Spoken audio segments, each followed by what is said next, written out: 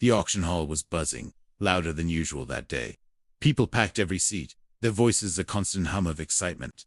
Wooden floors creaked, and the auctioneer's voice echoed, rattling off items one after another. Furniture, antiques, tools, even animals, all sold to the highest bidder. For most, it was just another ordinary day at the auction. But in a far corner, sitting quietly inside a rusty metal cage, was a dog nobody wanted. He was so thin, his once beautiful fur now matted and dirty. One of his ears drooped lower than the other, and his eyes carried something heavy. It wasn't anger or fear. It was just a deep, profound sadness. The kind of sadness that comes from being completely forgotten. People walked right past his cage without a second thought. Some would glance for a moment, then quickly turn away. Most didn't even look at him at all. To them, he wasn't special. He wasn't valuable. He was just another unwanted dog in a world full of them. The auctioneer finally noticed the cage and let out a sigh. He walked over and tapped the metal bars with his pen. "Next item," he announced, his voice devoid of any real interest. "One dog. Starting bid, $20. Silence fell over that small corner of the room. No one raised a hand. No one even flinched. The auctioneer cleared his throat, a little impatient. $15. Still nothing. A quiet laugh rippled through the nearby crowd. Someone whispered, "He doesn't even look healthy." The dog didn't bark. He didn't whine. He didn't move. He just sat there, his gaze fixed on the dirty floor of his cage. $10. The auctioneer tried again, his voice strained. The silence was deafening. It was as if the dog didn't even exist. In the very back row, a young man sat watching everything unfold. He'd arrived late and hadn't planned on buying anything. He was just there out of curiosity. But when he saw the dog, something inside him shifted. He couldn't explain it. Maybe it was the dog's eyes. Maybe it was the heavy silence surrounding him. Or maybe it was the way everyone else so easily ignored him, as if he were invisible. The auctioneer was clearly ready to move on. $5, he said quickly, almost under his breath. "Anyone?" The young man hesitated for a heart-stopping second. He looked around the room. Not a single person seemed interested. Nobody cared. He slowly, almost tentatively, raised his hand. "I'll take him." The auctioneer looked visibly relieved. $5. Going once. Going twice. Sold. The gavel hit the wooden block with a sharp, final crack. And just like that, the unwanted dog belonged to him. There was no applause. No one cheered. Most people didn't even notice the small transaction. To them, it was utterly meaningless. But to that dog, it was everything. The young man made his way through the crowd to the front. Up close, he could see just how fragile the dog really was. His ribs were clearly visible beneath his tangled fur. His paws were caked with dirt. The dog's eyes lifted slowly, meeting the young man's gaze for the very first time. For a long moment, they just stared at each other. The dog didn't growl.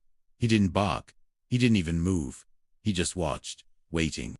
The young man crouched down, bringing himself to the dog's level, and spoke softly. "It's okay," he whispered. "You're coming home." He unlatched the cage door and opened it carefully. The dog hesitated.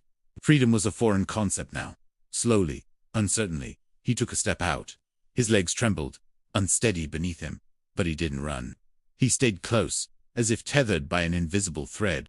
As they walked outside, the bright sunlight fell across the dog's face. He blinked, squinting, as if he hadn't truly seen the sun in a very long time. The ride home was quiet. The dog stayed in the back seat, his head on a constant swivel, watching everything. Every movement the man made. Every sound from the world outside the car. He had no idea what would happen next. But for the first time in a long time, he wasn't alone. When they arrived at the house, the young man opened the car door. The dog stepped out carefully, his paws touching soft grass. He looked around. The house wasn't big. The yard wasn't fancy. But it was quiet. It was peaceful. The young man brought out a bowl of fresh water. The dog stared at it for a moment, then began to drink. Slowly at first, then faster, more desperately, as if he was afraid it might suddenly disappear. That night, the dog slept on a soft blanket in the corner of the living room. Not in a cage. Not on cold, hard concrete, but on something warm, something safe. The days turned into a week. At first, the dog remained distant. Trust didn't come easily. He watched the young man from corners, always keeping a safe distance. He would flinch at sudden movements or loud noises. But the young man was patient. He never forced him. He never raised his voice. He just stayed. He put food down at the same time every day. He spoke gently. He waited. And slowly. Very slowly, things began to change. One day, the dog's tail gave a tiny, almost imperceptible wag. Then a few days later, a bigger one.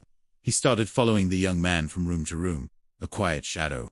He would sit beside him on the floor while he watched TV. He started sleeping more soundly, without the constant tension in his body. The deep sadness in his eyes began to fade, and in its place, something new began to flicker. It looked like hope. Weeks later, the dog was transformed. His fur, now clean and brushed, shone in the light. His body was stronger, healthier. His eyes were bright and alert. He ran in the yard, chasing squirrels and leaves. He played. He was finally, truly living. One evening, as the young man sat on the porch steps, watching the sunset, the dog came and sat beside him. He leaned his body gently against the man's leg, not because he was told to, but because he wanted to, because he trusted him, because he loved him. The young man smiled and placed a hand on the dog's head, stroking his soft fur. Neither of them spoke. They didn't need to. In the quiet of that evening, they shared a perfect understanding, because sometimes, the greatest, most profound changes don't come from big, dramatic moments. They come from small, simple acts of kindness. From choosing not to walk away. From choosing to care when no one else would. That dog had entered the auction hall unwanted, ignored, rejected, forgotten, but he left with something absolutely priceless. A second chance at life. And in saving that dog, the young man didn't just change the dog's world, he changed his own. Because sometimes, the one you set out to rescue ends up rescuing you right back. Thanks for watching. If this story touched your heart, please like and subscribe for more.